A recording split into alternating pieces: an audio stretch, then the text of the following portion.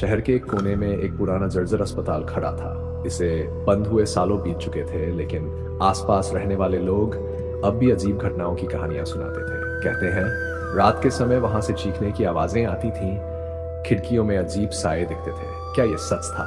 रात के 11 बजे 4 दोस्तों अजय, नेहा, रोहित और प्रियंका ने अस्पताल की टूटी दीवारों को पार किया।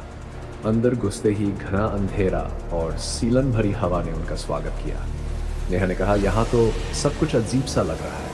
अजय ने सहमते हुए कहा, यार सच में यहाँ कुछ सही नहीं लग रहा। प्रियंका ने हंसी में टालते हुए कहा, अरे डरो मत, सब कुछ ठीक है, ये बस हमारा वहम है। वे ऑपरेशन थिएटर की ओर बढ़े। अचानक रोहित ने फर्श पर पड़े पुराने स्टेथोस्कोप को देखा और उसे उठाने के लिए झुका। जैसे ही उसने छुआ, दरवाजा जोर से बंद हो गया। ये कैसे हुआ? नेहा ने घबरा कर कहा, यहाँ हवा भी नहीं चल रही, फिर दरवाजा बंद कैसे हुआ? अजय की आवाज कांप रही थी। तभी एक हल्की हंसी गूंजी। वह किसी बच्चे की हंसी जैसी थी।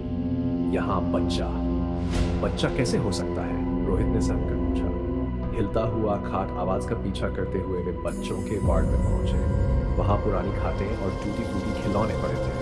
अचानक एक खाट अपने आप हिलने लगी। प्रियंका चिल्ला उठी, नहीं, मुझे यहाँ से जाना है। लेकिन नेहा ने उसे रोकते हुए कहा, नहीं, हमें पता लगाना है कि ये सब क्या है। भूतिया साए मर्चुरी रूम का खौफ। जब वे बेसमेंट में पहुंचे तो वहां एक पुराना मर्चुरी था।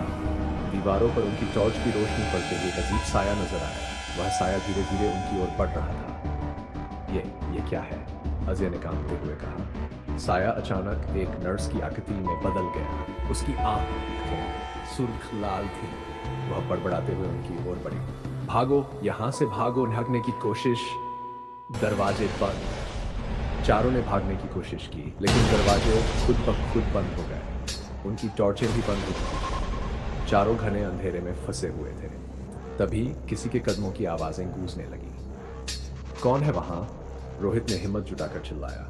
जवाब में सिर्फ वही डरावनी हंसी सुनाई दी। आखिरकार दरवाजे को तोड़कर जब वे बाहर निकले तो अस्पताल की खिड़की में वहां कई साए खड़े थे, जैसे वे उन्हें जाते हुए देख रहे थे। प्रियंका फूट फूट कर रोने लगी। नेहा ने ठंडी सांस लेते हुए कहा, अब हम कभी ऐसी जगह नहीं जाएंगे। लेकिन क्या सच में सब खत्म हो गया था?